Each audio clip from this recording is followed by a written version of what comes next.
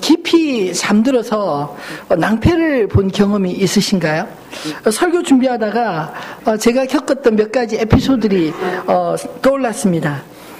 1년에 한두 번이긴 하지만 새벽 예배 때 실수로 알람을 맞춰놓지 않아서 새벽 예배 시간을 놓친 적이 있었습니다. 한참 단잠을 자고 있는데 전화가 와서 무슨 전화인가 하고 봤는데 전도사님이 전화한 거예요. 목사님 어디 계세요? 그 순간 시계를 보고 깜짝 놀라서 씻을 틈도 없이 막 불이 나게 뛰어온 적이 1년에 한두 번 있는데 그럴 때 참 얼마나 민망하고 멋쩍은지 참 부끄러웠던 경험의 시간들이 있었습니다. 또 한 10년쯤 된 오래된 이야기이긴 한데 제가 분당으로 있을 때 사모님들 좀 격리해주기 위해서 목사님들이 아이들을 돌보고 대신 사모님들이 밤늦게까지 영화도 보고 같이 식사하고 그리고 좀 늦게 왔어요. 근데 10년 전만 해도 저희 아이들이 어려서 그 3명을 본다는 게 얼마나 힘든지 여러분 한번 우리 남자 성도님들 한번 아이들 돌봐보십시오. 우리 여집사님들 얼마나 고생하는지 몰라요. 그래서 아이들 돌보다가 너무 지쳐가지고 애들이랑 그냥 빨리 잠을 들어버렸어요. 근데 한 9시 반 10시 그러니까 그 전에 잠들었는데 그때 이제 저희 아내가 사모가 와서 이제 벨을 누르고 노크를 하고 전화를 하고 한 30분을 밖에서 그렇게 깨우려고 애를 썼는데도 전혀 우리 집 이야기인 줄 꿈에도 모르고 이렇게 잠들었다가 어떻게 왜 이렇게 옆집이 이렇게 시끄럽지 이렇게 하고는 떠보니까 우리 집 이야기인 거예요. 그래서 저희 아내에게 얼마나 혼났는지 그 이야기가 문득 떠올랐습니다. 사실 이런 이야기는 애교로 그냥 넘어갈 수 있는 이야기지만 성경을 읽어보면 결코 애교로 넘어갈 수 없는 잠에 대한 이야기들이 있습니다. 누가복음 12장 35절로 40절 말씀, 마지막 심판에 대한 경고의 말씀인데 우리 같이 한번 읽어볼까요? 예, 본문 띄워주시겠습니까?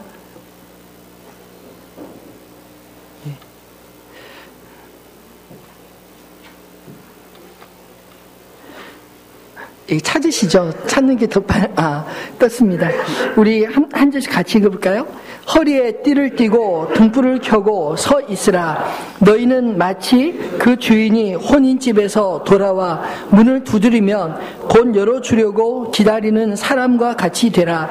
주인이 와서 깨어있는 것을 보면 그 종들은 복이 있으리로다. 내가 진실로 너에게 이르노니 주인이 띠를 띠고 그 종들을 자리에 앉히고 나와 수종들이라. 주인이 혹 2경에나 혹 3경에 이르렀어도 종들이 그같이 하고 있는 것을 보면 그 종들은 복이 있으리로다. 너희도 아는 바니 집주인이 만일 도둑이 어느 때에 이를 줄 알았더라면 그 집을 뚫지 못하게 하였으리라. 그러므로 너희도 준비하고 있으라. 생각하지 않은 때에 인자가 오리라 하시니라. 아멘. 그 인자가 올 때 도둑과 같이 오겠다는 것입니다. 마치 주인이 혼인집에 갔다가 언제 올지 모르는 상태에서 종이 주인을 기다리는 그런 비유와 함께 이 이야기를 하고 있는데 사실 이 말씀은 깨어있으라 라는 말이 아니겠습니까? 주인이 오는데 그 종이 주인이 오든 말든 잠을 퍼자고 있으면 창피를 당할 것이고 혼날 것이고 그리고 그 시간까지 이른 늦은 시간까지 잠자지 않고 깨어있다가 주인을 맞으면 오히려 주인이 고마워서 그 종을 섬기지 않겠느냐 이런 말씀을 하고 있는 것이죠. 또 도둑이 알지 못하고 오는데 주인이 잠들어 있지 않고 깨어 있으면 도둑이 오지 못할 것이다. 이 이야기인 것입니다. 이 성경 말씀에서 깨어 있다라는 이 말씀은 사실 늘 준비되어 있다는 말이 아니겠습니까? 주인이 혼인집에서 돌아올 때까지 깨어있는 종은 복될 것이고 또 주인이 깨어있으면 도둑을 맞지 않으리라는 이 말씀은 준비되어 있는 자에게는 복이요 그리고 잠들어 있는 자에게는 화가 있을 것이다 라는 경고의 말씀입니다. 근데 사실 이런 말씀을 아는 것이 중요한 것이 아니라 이 말씀을 들을 때 실제로 내가 지금 깨어서 주님 맞을 준비를 하고 있는지 우리 자신을 정직하게 돌아봐야 되지 않을까요? 그렇다면 영적으로 잠들지 않고 깨어있기 위해서 우리가 무엇을 준비할 수 있을까요? 오늘 사도 바울은 우리에게 영적으로 깨어있기 위해서 기도하라, 그렇게 권면하고 있습니다. 기도를 계속하고 기도의 감사함으로 깨어있으라. 어렸을 때 기도하면서 여러 가지 궁금한 점이 참 많았는데, 하나님을 믿는 사람들이 이렇게 많은데, 여기도 한 지금 100여 명 계신데, 이 사람들이 한꺼번에 다 하나님 앞에 기도하면 하나님이 어떻게 들을 수 있을까? 누구 기도만 이렇게 들을 수 있을까? 이런 생각이 문득 들더라고요. 혹시 절박하게 쫙 하고 큰 소리로 부르짖는 사람의 기도를 듣지 않으실까? 아니면 무작위로 삥 돌려다가 한 사람 지목해서 그 사람의 기도를 들으시고 응답하시는 것은 아닐까? 뭐 이런 상상들을 한 적이 있었습니다. 근데 어제 문득 설교 준비하면서 휴대폰이 생각이 나더라고요. 여러분, 휴대폰 다 들고 계시잖아요? 이 휴대폰은 원하는 때 언제든지 어디서나 쌍방향 통화가 가능하지 않습니까? 마찬가지로 기도도 마치 휴대폰에 각자 번호가 있듯이 하나님께서 우리 개개인을 다 알고 계시고 우리 각자가 기도하는 내용을 개인별로 다 들을 수 있겠다, 이런 생각이 문득 휴대폰이 떠오르면서 그런 생각이 들더라고요. 그리고 우리에게 하고 싶어하는 말씀이 있을 때는 또 언제든지 하나님께서 전화를 걸어서 말씀하시듯 우리에게 각자에게 응답하지 않으실까요? 그렇다면 우리가 해야 될 일은 무엇이겠습니까? 날마다 사랑하는 사람에게 열심히 전화하듯 우리가 주님께 열심히 기도하면 되지 않을까요? 과학이 아무리 빠르게 발전한들 우리를 만드신 하나님의 지혜에 비교할 수 있겠습니까? 오늘 우리 인간이 할 수 있는 일들은 이미 우리를 창조하신 하나님께서 우리에게 할 수 있는 모든 잠재력을 주셨기 때문에 할 수 있는 것이 아니겠습니까? 그래서 인간 과학의 발달은 오히려 우리로 하여금 하나님의 전능하심을 더 깊이 깨닫게 된다고 생각합니다. 그러면 기도를 우리가 어떻게 해야 할까요? 오늘 본문에 계속하라 라고 말씀하지 않습니까? 데살로니가전서 5장 17절 말씀에도 쉬지 말고 기도하라 권면하고 있습니다. 근데 사실 어떻게 쉬지 않고 기도할 수 있을까요? 여러분, 드라마 좋아하시는 분은 드라마 딱 보면 그 다음에 어떤 내용이 펼쳐질까 궁금하지 않으세요? 끝나는 순간부터 기다려지지 않습니까? 신문의 연재 만화를 혹시 기다려본 적 없으세요? 저희 아이들이 요즘에 그 신문에 국수의 신, 이게 피를 꽂혀가지고 그것만 이렇게 기다리는데, 사실 드라마나 뭐 연재 만화나 딱 보면서 그 다음에 스토리가 궁금해지잖아요. 마찬가지로 우리가 끊임없이 계속적으로 지속적으로 기도할 수 있는 것은 기도 후 응답하시는 하나님이 계시기 때문에 우리가 기도할 수 있는 것이 아니겠습니까? 기도 후에 그 다음 하나님께서 우리에게 어떻게 반응하실지 그런 기대가 되지 않으세요? 우리의 삶의 기도는 그때 단편으로 끝나는 것이 아닙니다. 어제 기도한 거 딱 끝, 그리고 전혀 다른 사람이 기도하는 것처럼 하나님이 들으시는 것이 아니라 우리의 기도가 쌓인 것들을 하나님이 들으시고 이어서 하나님과 우리와 영적인 교제가 깊어진다는 것을 의미하는 것입니다. 즉 우리를 지속적인 관심과 사랑을 가지고 지켜보시는 하나님 아버지와 만들어가는 지속적인 드라마틱한 스토리가 있기 때문에 우리가 기도를 계속하고 쉬지 않고 할 수 있는 것이 아니겠습니까? 그럼 무엇을 위해서 우리가 기도해야 할까요? 마태복음 6장 33절에 보면 그런즉 너희는 먼저 그의 나라와 그의 의를 구하라. 그리하면 이 모든 것을 너희에게 더하시리라. 우리가 하나님의 나라와 의를 구하고 하나님의 나라가 우리의 삶을 다스리게 될 때 그 안에 우리를 위한 모든 것이 다 준비되어 있을 줄로 믿으시기 바랍니다. 사도 바울의 삶은 온통 하나님의 나라와 그분의 의로 충만했던 삶을 살았습니다. 그렇게 그의 삶은 늘 주님과 동행하는 삶을 살 수 있었던 것이 아닐까요? 그래서 골로새 교회도 자신과 같이 기도를 계속하고 기도에 감사함으로 깨어있으라 이렇게 권면할 수 있었던 것입니다. 우리가 기도할 때 감사할 수 있는 것은 요한일서 5장 14절로 15절 말씀처럼 우리에게 담대한 믿음이 있기 때문입니다. 우리 같이 읽어볼까요? 그를 향하여 우리가 가진 바 담대함이 이것이니 그의 뜻대로 무엇을 구하면 들으심이라. 우리가 무엇이든지 구하는 바를 들으시는 줄을 안즉 우리가 그에게 구한 그것을 얻을 줄을 또한 아느니라. 아멘. 이런 확고한 믿음으로 깨어 감사함으로 기도하는 저 여러분이 되기를 소원합니다. 두 번째로 우리에게 영적으로 깨어있기 위해 전도하라, 그렇게 말씀하고 있습니다. 기도하려고 해도 영적인 각성이 일어나지만 사실 누군가 전도하려고 하면 그 속에서 더 영적으로 각성하지 않겠습니까? 이것은 반대로 기도하지도 않고 전도하지도 않고 주님의 나라와 의와 상관없이 그렇게 살아가게 된다면 영적으로 깊이 잠들어 있는 것과 똑같다는 말씀입니다. 오늘 바울은 기도할 때 자신을 위해서 기도하되 전도할 문을 열어주시도록 기도해달라, 그렇게 부탁하고 있지 않습니까? 이것은 사도 바울이 감옥에 나오게 해달라고 기도를 부탁하는 것이 아닙니다. 그의 삶이 마지막까지 다하는 그 순간까지 복음을 전하는 일을 쉬지 않도록 기도를 부탁하고 있는 것입니다. 실제로 바울은 로마 감옥에조차 간수들과 또 그를 찾아오는 많은 사람들에게 하나님의 복음을 전하는 일을 쉬지 않았습니다.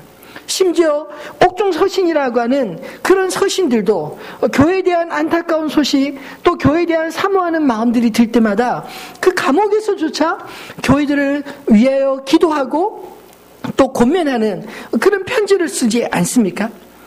사실 우리는 전도하면 늘 이렇게 방법을 떠올립니다. 어떻게 전도해야 되지? 그런데 사도 바울은 그 당시 골로새 교회 성도들이 핍박의 현장에서 위협을 무릅쓰고 직접 밖으로 나가 전도하는 방법만 아니라 이 복음적인 삶을 통해 그 삶의 신비를 물어오는 자들에게 마땅히 대답할 것을 준비하라, 그렇게 권면하고 있습니다. 구체적으로 어떻게 하라는 말일까요? 오늘 5절과 6절 말씀에 보면 이렇게 말씀하고 있습니다. 외인에 대하여서는 지혜로 행하여 세월을 아끼라. 이것은 우리에게 지혜로운 행동을 촉구하는 말씀이죠. 에베소서 5장 16절에는 세월을 아끼라, 그 뒤에 하나의 말이 더 들어있는데 때가 악하니라. 우리가 세월을 아껴야 될 이유가 때가 악하였었다는 적기 때문인 것입니다. 우리가 살아가는 삶의 현실이 악함으로 늘 기회가 있다고 생각하지 말고 정신을 차리고 깨어서 복음을 전할 그런 기회를 만들어 가라는 그런 말씀입니다. 그리고 6절에서는 너희 말을 항상 은혜 가운데서 소금으로 맛을 냄과 같이 하라. 그리하면 각 사람에게 마땅히 대답할 것을 알리라. 평상시 말을 덕스럽게 그리고 평상시 은혜로운 말을 하라는 말씀인 것입니다.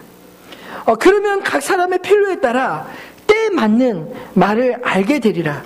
즉 성령께서 전도하게 될 때, 또 복음에 대해서 물어오는 사람을 만나게 될 때 깨닫게 해주셔서 각 사람에게 마땅히 대답할 것을 알게 될 것이다, 그렇게 말씀하시는 것입니다. 여러분, 어두운 곳에서 빛은 결코 가려질 수 없지 않습니까? 빛이 어둠을 비추면 어둠 스스로가 자신의 어둠을 부끄러워서 숨든지 아니면 빛으로 나오든지 할 것입니다. 하나님이 함께 하시는 사람을 이 세상에서 숨길 수 없다는 것입니다.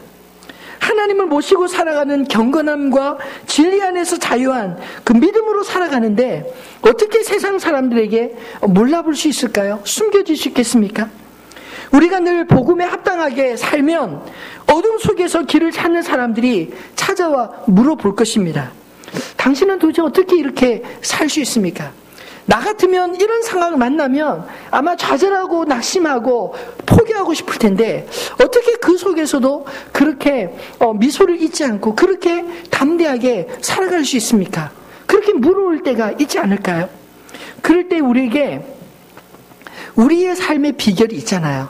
사도 바울이 자신 안에 있는 비밀이라고 표현했던 예수 그리스도, 예수 그리스도 안에서 우리가 이렇게 자유할 수 있노라. 예수 그리스도 안에서 우리가 어떤 상황도 이길 수 있는 그런 담대함이 있노라. 이렇게 증거할 수 있지 않을까요?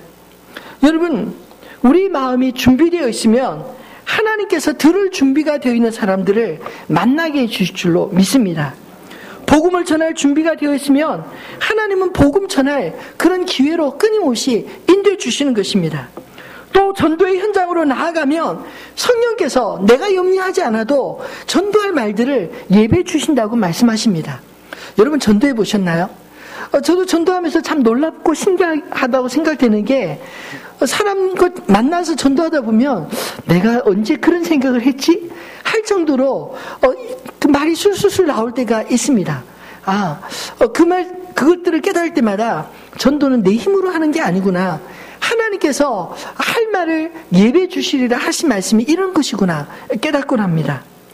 여러분, 나가든지 준비하든지 사도 바울과 같이 복음을 위해서 살 때 언제든지 우리 복음은 전파되는 증거되는 능력이 있습니다. 사랑하는 성도분, 우리 안에 그 능력을 가리우지 마시기를 주님의 이름으로 축원합니다. 말씀을 맺겠습니다. 영적으로 잠들어 있지 않고 깨어있기를 주님의 이름으로 축원합니다. 이번 특세를 준비하면서 저에게 기록 하나가 생겼습니다. 특세 기간 내내 거의 잠을 자지 못했습니다. 근데 너무 신기한 게 이렇게 잘 버티고 있다는 것이죠. 예전 같으면요, 전 며칠 밤을 새면 입이 다 부르트고, 그리고 몸에 막 증상이 나고, 얼굴이 막 초췌해지고, 눈이 황하고, 마치 그 병든 닭이 병든 닭 있잖아요. 눈 조는 것처럼 그런 모습을 저도 많이 보였는데, 이상할 정도로 벌써 지금 10며칠 지났잖아요. 아니, 특세하기 전 금요일 밤부터 금토 주일부터 시작해서 계속 2주를 꼬박 그렇게 거의 밤을 새다시피 했는데도 이 멀쩡한 걸 보면서, 참 너무 신기하다. 이게 저의 사실은 고백인 것 같아요. 하나님께서 그 힘을 주시는구나. 내가 해야 될 일이 있고, 그리고 하나님께서 시키는 일이라면 하나님께서 감당할 힘을 주시는구나. 이런 것을 깨달으면서 참 너무나 감사합니다. 여러분, 왜 주께서 우리로 깨어있으라고 말씀하실까요?